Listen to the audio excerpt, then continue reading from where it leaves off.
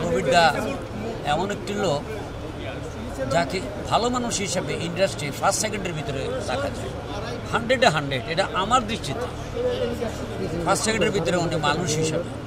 আরেকটা কথা হচ্ছে গিয়ে আমি চলচ্চিত্রকার প্রায় 54 বছর, তো আমার প্রথম ছবিতে নায়ক ছিলেন প্রবীরদা, সঙ্গে ছিল শাবানা।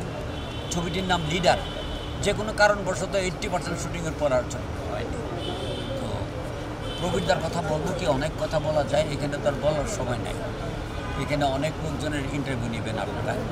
তো আমাদের শুটিংয়ের সময় আমরা নায়কদের বা বড় বড় ডাইরেক্টর, প্রডিউসার, যারা ক্যামেরাম্যান, ওদেরকে 1 প্যাকেট করে সিগারেট দিতাম। তো প্রবীরদাকে সিগারেট দিতাম না, প্রবীরদাও সিগারেট নিত, কিন্তু প্রবীরদার থেকে নিয়ে খেয়ে শেষ করে ফেলতো আগে। তো শেষ হয়ে গেলে আমাকে বলতো, হয় জন্টু সাহেব একটা বিড়ি দেন। বলার আওয়াজ তো মাসাল্লাহ আনোয়ার হোসেনের মতো, একটা বিড়ি দেন। তো একটা সিগারেট বের করে দিতাম। তো এখানে আর ওনার অনেকগুলি ছবিতে আমার অভিনয় করেছে, প্রায় 10-12টা, বেশিও হতে পারে। তো এখন আর প্রবীরদা নেই। সুন্দর সুন্দর চরিত্র, বাবার চরিত্র,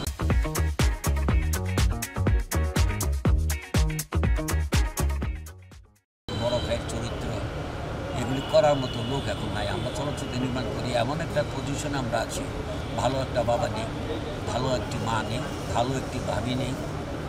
আমরা ভালো একটা ভাবির ক্যারেক্টার শাবানাকে নিতাম, ববিতা ম্যাডামকে নিতাম, কুমুরিকে নিতাম, এখন নেই। এবং বড় একদম ভালো বাবা আনোয়ার হোসেন চলে গেছেন, আজ প্রবীরদা চলে গেছেন। আমরা চলচ্চিত্র নির্মাতারা একেবারে এতিম হয়ে গেছে। ওই নতুন নায়ক নায়িকা তো আসে, ওদেরকে নেওয়া যায়, কিন্তু প্রবীরদার মতো একটা ভালো বাবা আর পাইনি। আনোয়ার হোসেনের মতো আমরা আগে পড়িতাম, উনি মারা যাওয়ার পর ওনার মতো পাইনি। এখন প্রবীরদাও চলে গেছে। এখন আমরা গল্প লিখলে এখন বাবাকে বাদ দিয়েই গল্প লিখতে হবে, কারণ নেই। যাদেরকে নেবে ওরা অভিনয়টা নামাতে পারবে না, কঠিন অভিনয়। তো এই আর কি, আল্লাহ ওনাকে বেহেশতে নসিব করুক, এই কথা বলে শেষ করলাম।